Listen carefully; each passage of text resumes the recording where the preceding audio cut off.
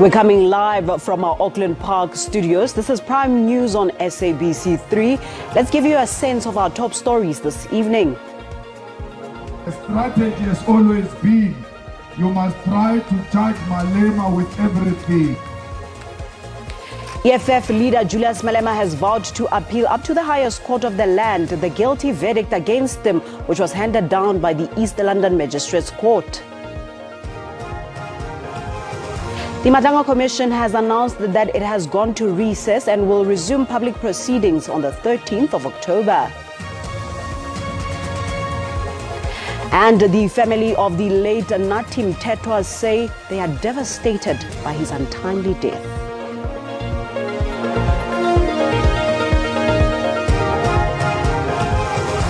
At the back of those headlines, it has just gone 8 o'clock. A very good evening to you and a warm welcome to Prime News on 3. I am Paulette Nell. Great to be in your company this evening. Let's dive right into it.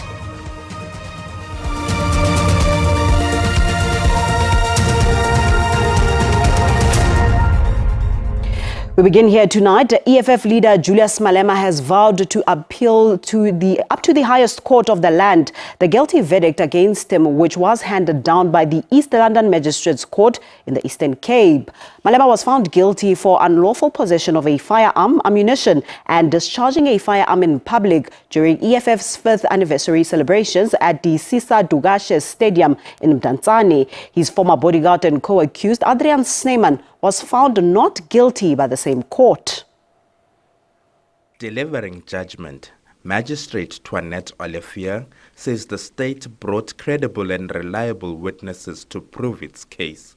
She added the viral video in question could not be admissible as evidence since its originality could not be traced. Mr. Malema had evaded many questions that had warranted a reply. It became evident that the replies were entertaining, but however, the pertinent questions asked remained unanswered. However, Malema still believes this is a politically and racially charged case. And after sentencing, we will immediately put an appeal so that we can go to the higher court because we think a judgment is faulty. The strategy has always been, you must try to charge Malema with everything. One day, maybe we'll find a racist judge who will find him guilty, whether he's guilty or not. Because they said accused number 2 gave me the firearm. Now they are releasing him, which means he didn't give me the firearm. Lobby group AfriForum and the NPA have welcomed the verdict.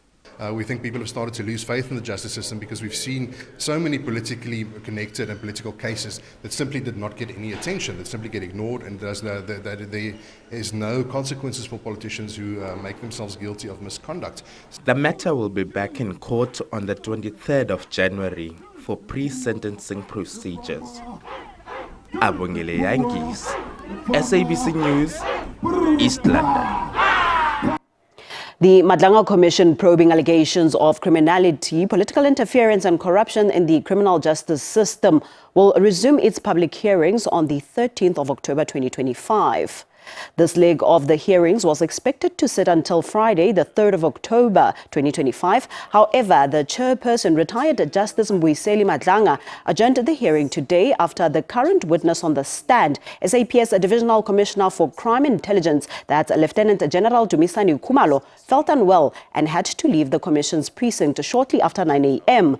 The Commission has also clarified that the probe has to take a scheduled break from the 6th to the 10th of October due to the unavailability of Commissioner Senior Counsel Advocate Sesi Baloyi, who will be attending to her duties as a member of the Judicial Service Commission, or the JSC. To this now, the family of the late Mthethwa say they are devastated by his untimely death. The 58-year-old ambassador to France died in Paris yesterday after he reportedly fell from the 22nd floor of the Hyatt Regency Hotel. The family gathered at Mthethwa's rural home at KwaMbonambi on KwaZulu-Natal North Coast. Asithe sisathintwe ubhuti kamakoti esesazisa njena ukuthi undodana usedlulile emhlabeni. The family was informed by his wife's brother. When we rushed home, the news had already spread worldwide, and that hurt the family greatly. We didn't get a chance to process the information privately because everyone already knew. Inkulumo le besinikwe yona ngoba umndeni bonke abantu emphakathini bese basu kwahlula thina besitshela indaba. Meanwhile, French authorities are still investigating the circumstances surrounding Mthethwa's death. Shock at the sudden passing of South Africa's ambassador to France, Mthethwa. Mthethwa was appointed by President Cyril Ramaphosa 2 years ago. Having started his political activism at the age of 15 in KwaZulu-Natal when he joined the Cloudwater Youth Organization, he served as a shop steward for the Food and Allied Workers Union, ascending to the leadership of the ANC Youth League, the party's National Executive Committee and the National Working Committee, also serving as a Member of Parliament for 20 years and the party chief whip. I knew him way back in the early 90s when I was the chairperson of the ANC in Southern Natal, and he was the secretary of the ANC Youth League in KwaZulu-Natal. And later, when he became the Minister of Police, I was at Justice, and we worked very much together. And later, when he became the Minister of Sports and Culture, I was in the presidency. We together brought the remains of our stalwarts and heroes, Moses Kotane and J.B. Marks. So it is really a great loss. Mthethwa was also at the forefront of those who backed the then Deputy President Jacob Zuma at the ANC NGC to resume his duties as the ANC's second in command, after he had been asked to take a step back following his indictment. He was somebody that was truly affable and lovely to be around, because you would be engaged in as much debate as you would be engaged in laughter. The International Relations Department is expected to provide further information on the repatriation of his remains and burial. Natasha Piri, SABC News, Johannesburg.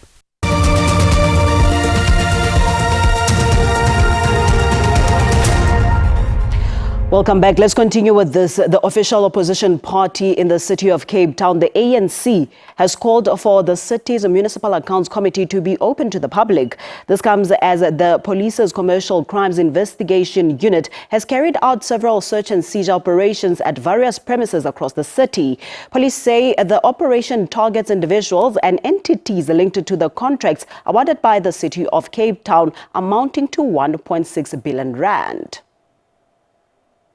According to police, the action comes after information received from a whistleblower, as well as preliminary investigations by the municipality and the SABC. It says 26 premises, including municipal buildings, businesses and private homes, were searched. Authorities say they are collecting documentary and electronic evidence to determine the full extent of alleged fraud and corruption. The targeted addresses include municipal offices, private homes of officials, and business premises linked to service providers. The operation, which stems from whistleblower information and preliminary investigations, is aimed at securing crucial evidence to establish the scope of alleged irregularities. Earlier this year, the offices of 2 mayoral committee members were raided, but the Western Cape High Court ruled that it was unlawful. The city has lauded the latest operation. In line with the city's zero-tolerance approach to fraud and corruption, City Forensic Services took swift action to assess and report the matter to SABC, who then undertook a search and seizure operation. Operations took place at various addresses, including business premises, municipal buildings, and private residences. More details will be made available by SABC as the investigation progresses.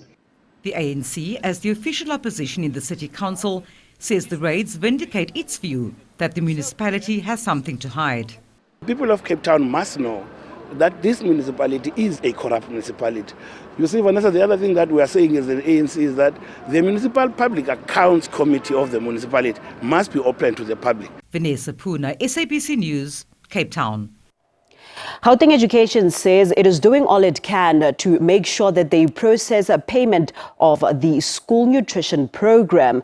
The non-payment of these service providers has created concern, especially to parents who are worried that the children might be affected, having to learn on empty stomachs.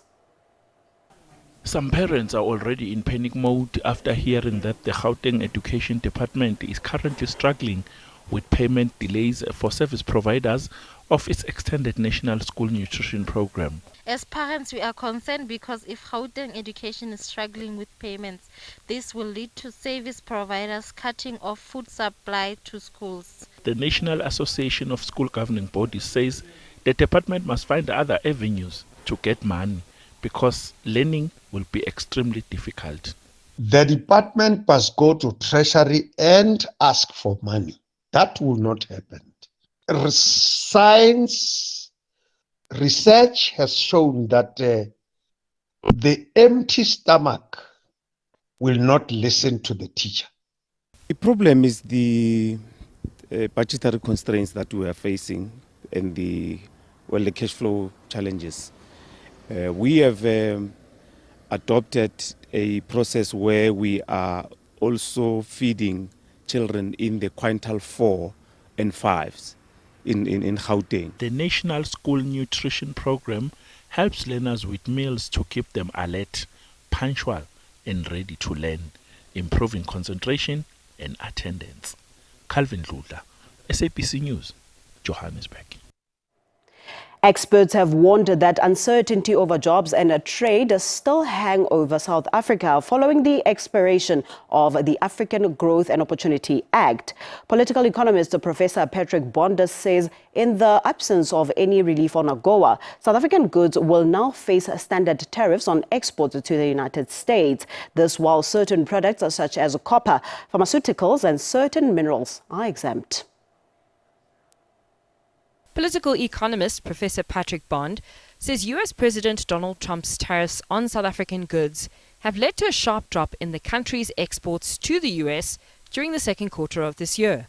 We're still at 30%, and I think for the most crucial exports hit hard now are since end of July are in citrus and the vineyard products, the wine and the grapes, and also macadamia nuts. So we're going to see lots of job losses in agriculture. Trade, Industry and Competition Minister Parks Dow has expressed optimism that the African Growth and Opportunity Act, AGOA, will be extended by at least a year. Dow believes that AGOA continues to enjoy bipartisan support, though its renewal requires an act of Congress at a time when US lawmakers are focused with the ongoing budget standoff. Ministerial spokesperson Camille Ali. The overall message was that there remains broad support for the renewal of AGOA in Congress across the aisle. However, questions remained on the period of renewal, the timing of when AGOA will be renewed, and also the legislative vehicle for renewal. Bond, however, is more critical of AGOA's renewal. He argues that South Africa has struggled to find new markets, in part because BRICS partners, especially the likes of China, are also facing US trade barriers, leading them to dump goods at below cost. Nosipho Khatebe, SABC News, Johannesburg. Well, that's it from us tonight. Much gratitude for joining us. We now hand you over to the weather desk for the latest updates from myself, Paulette Nell. Until next time, good night. God bless. Hula.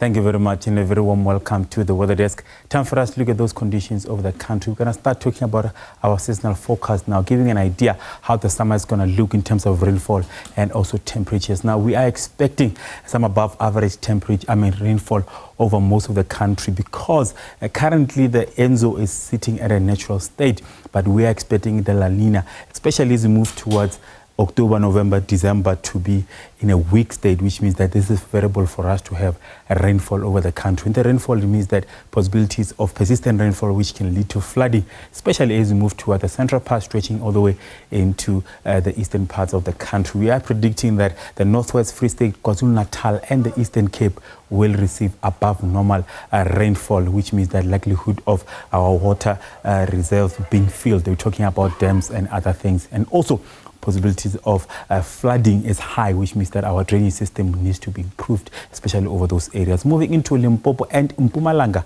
there we are predicting below average rainfall predictions, meaning that the drought will continue over those areas. So farmers are actually encouraged to take measures or steps to make sure that that drought doesn't impact them seriously. In terms of temperatures, we are expecting above normal minimum and maximum temperatures all over the country, except as we move towards the coastal areas, especially over the Western Cape and Eastern Cape. And remember, as temperatures will be increasing over the summer, it means that we are running the risk of heat-related illnesses. We're talking heat strokes and others, and also runaway for fair conditions over those areas. That is our seasonal outlook for tonight. A cold front is expected over the central parts of the southern parts of the country, still causing isolated showers and rain as we move towards the coast.